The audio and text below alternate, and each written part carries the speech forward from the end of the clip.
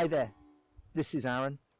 Today is Sunday the 7th of June and it's day 13 of 2015 on the allotment. I've come here today and I've actually had to take things easy for a couple of weeks, and I've not made a video for a couple of weeks, and I was actually under doctor's orders to take things easy, which has meant that I've really had to watch the weeds grow, which has been a bit disconcerting. But I've not really been able to do anything about it. I haven't been able to lift anything. I haven't been able to dig. So I've just had to sort of grin and bear it, knowing that today would come. But today we are back, and there is lots to get done. One of the things that I have been doing is looking at various fertilizers to make myself. And that led me very much to a conversation with Stephen from the Alberta Garden Project channel. And we got chatting, and Stephen said, well, you know, here in Canada, we're a bunch of coffee drinkers. Difficult to get hold of what real English tea is. So we had a chat about it, and, well, see what you think. I've got a cup of tea. Now, if you're not a Brit, it's almost impossible to understand what tea is to this nation. It's nothing short of a national obsession.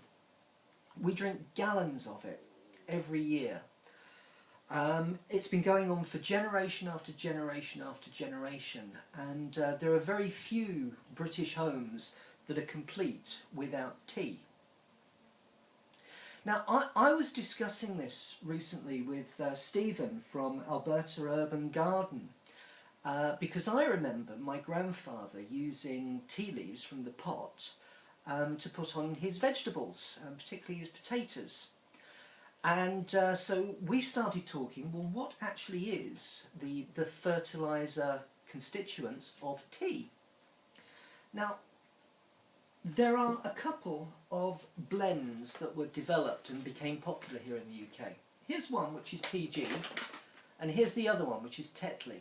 Now, these two combined account for about 50% of all tea that's drunk here in the UK. And so Stephen said, well, you know, how about if we analyse the British tea to see what the fertiliser and what the nutrient constituency is. So the problem was, how do we get it to Stephen? And that's a problem that we're going to solve right now, because I'm about to package this up and send it off to Stephen so that we can get the tea analysed.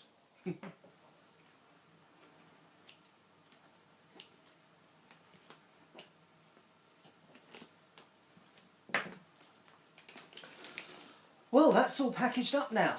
Now, unfortunately, about 20 years ago, both Tetley and PG Tips stopped making tea loose, so they started putting them only in bags like this. Now, I know that Stephen wants to analyse the loose leaf tea, but it's just not available. It's only available like this. So when it gets to the other end, I'm afraid there's going to be a certain amount of snipping to be done whilst you get it out of the bags, but I thought if I did that before sending it, then the chances were it's all going to fall out anyway, which isn't great. So, okay, here's the package. Now, Stephen, it's a while since I played rugby, but when I did, I was quite good at a long pass. So, you ready? Over to you, mate. I'm just going to sit here and enjoy my tea.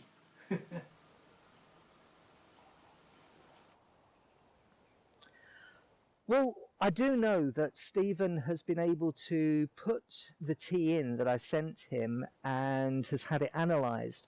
And on his channel, I believe in his next video, is going to be the results of that analysis. So if you are interested in what tea can do, then please do go and subscribe to the Alberta Garden channel, and you'll be able to go and see. And Stephen, I'm looking forward to that as well, mate. So, well, we're down at the plot. There's plenty of work to get on with. I'm just going to get on with it and show you how we're doing as we get along. As you can see, the first thing that I can show you is the rhubarb. Now, I have been picking this, and it's another monster, as you can see. I'm going to go around the back and show you. I mean, I can't put my arms around this. This is my second rhubarb plant of the year. Just like the other one, I did get a flower scape that came through on it, and I have been picking it, and I've just got so much rhubarb. So we're running out of things to do with the rhubarb, but I'm not going to say that too loud because I do like rhubarb and I do want it every year. It was on Tony's channel when he said, do pull the flower heads off rhubarb. And I think there were a couple of people there that said, well, what happens if you don't? Well, this is another rhubarb plant. You know, we are a plot that has many, many giant rhubarbs this year. And this one hasn't had the flowers pulled off. And so this one actually, I think, is going to die. But I wanted to show you what happens when you don't take the flowers off. So please do, because this is a mighty plant and it's a real shame that it's died. I mean, you can see the size of it compared to me. But clearly the person either didn't want this or didn't know what to do. But with rhubarb, those are rhubarb flowers. I'm going to show you first something that's happening here. Now these are actually lilies. They are bulbs that I planted from the Edible Garden show. And I planted 9 of them, and I've got 4, which isn't great, but there again you can see that the weeds have really been crowding them out over the last few weeks. I do need to get in and weed this area, but hopefully some of these are looking strong enough, and it looks as if we might get some lilies, which would be awesome. Now this is the shot that I wanted to show you. These are my potatoes, and they all look to me as if they're doing lovely. This incidentally is the first video that I'm showing you with a new camera, and this camera it's capable of shooting up to 4K. Now I tried a 4K video and it destroyed my bandwidth, so I can't put a 4K video on YouTube, but 1080 I'm hoping is still going to be an improvement. Now the big thing about this camera is that it's got one of those steady cam gyros in there where the lens is actually mounted on a gyro, and I'm hoping, because normally my camera work is awful here, and I'm hoping that this time the steady cam, which is now on, is actually going to give you a decent picture. But certainly as we move down, I'm very, very pleased with these potatoes. Very pleased indeed. There's 6 varieties here. Everything from a super early, which is Maris Bard there, through Duke of York, through International Kidney, which is actually Jersey Royals, and then Kestrel with some Nadine, Rooster as a main crop, and over there in the corner, that's where my Chapeau Miras are. So plenty of potatoes to feel good about. I can't quite believe this, but I've actually got some strawberries coming. I've got as much mare's tail as I have strawberries in there, and I need to pull that. This is a weedy mess, I've mentioned it before, and as soon as I've got the strawberries up, everything in here is coming up. But it does look, some of them are starting to go a little bit orange. You can see there's one there. There's one there that's nearly ready, and so they'll soon after that be turning red, and then we'll have some strawberries.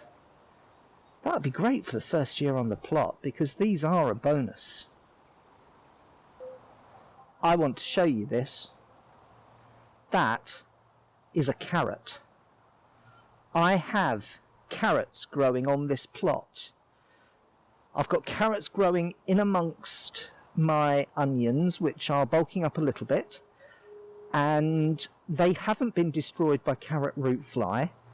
They have bigger tops than anything I grew last year, I'm starting to wonder, might I be able to grow a carrot? I have been busy on this bed. Now, when I got here, it looked like this.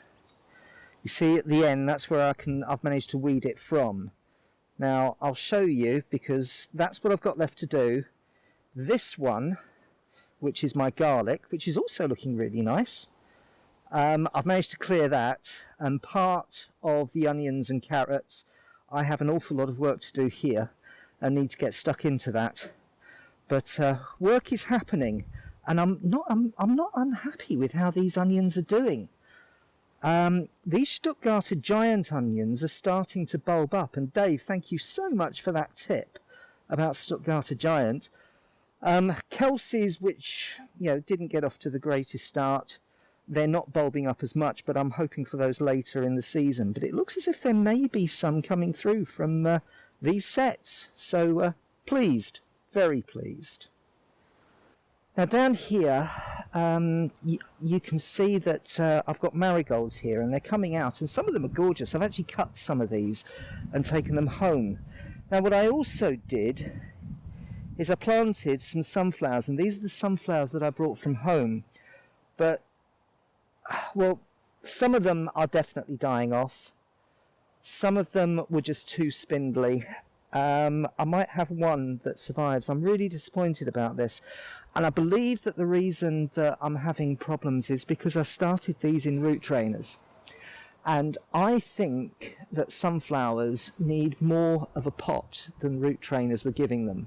Now, I've got those pint glasses, which I think if I line with newspaper on another year will be perfect. But yeah, I went all out on the root trainers this year thinking that they were the best thing for me to bring my seedlings on, and I'm not convinced by them. I'll show you the beans in a second, and that wasn't a good experience either. But it's all good to learn, isn't it? There's more bloody mare's tail here. Well, here is possibly the most pathetic sweet corn in the world, actually. I put my sweet corn in. This again was growing in root trainers, and I think exactly the same applies, that sweet corn needs a bit more room, a bit more depth to it than root trainers give it. And so I've got lots of these plastic pots, and I do know why I tried it, but I don't think I'll be trying it again. I've had terrible germination problems with the sweet corn as well. I've planted about 50 seeds, and I'm going to be lucky if I get 20 plants. So we'll nurture these as best we can. There's more to go out that are not quite big enough. In the end, what I did is I just put all of my sweet corn in rather than trying to stagger it, because it's clear that it wasn't working. So we're throwing the dice now, but I am learning, and that's a good thing. Well, that is just the most pathetic looking courgette you've ever seen in your life, hasn't it? It's been planted out, and I actually had a cloche on it, and my suspicion is that it's overbaked. So that what I'm actually going to do now is just leave it. The reason that I put a cloche on it was because I wanted to shield it from the wind, but I think I've made a mistake there. So we've got the bell cloche off now, and hopefully there's enough life left in it so that it can make a bid for freedom. Well, that there looks like a healthy bean, doesn't it? And it is. That is one of my Bolotti beans, I believe. And as I come across, you can see more lovely Bolotti beans. Now, you remember in my last video that I planted Bolotti beans and Gigante beans and runner beans and French beans. They all died. We've got some runner beans here. No, we haven't. We've got some Gigante beans here. We've got some runner beans there. What is suffering is the French beans. Now, though, we're going to get to the good news. And the good news is that these peas are starting to pod up. I've got a set of peas here, and I planted some more peas along, and they're all coming up. So I've got successional peas. So very soon we're going to have some fresh peas. That makes me happy. I put a net over these currants because I don't know if you can see there, we've actually got some currants coming through and they're starting to ripen. So pretty soon, I think these are red currants. They might be black currants, but we'll see. Hopefully we'll have enough there so that any that the birds take don't alter the fact that we still have a great harvest.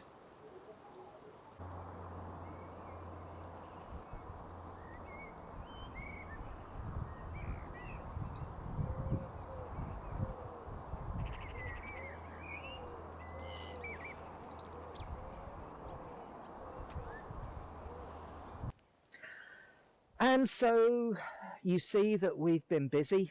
There's been an awful lot to do today, but we've got on. We haven't got it all done, but we've certainly made a start, and I think next weekend I can get everything back up to speed.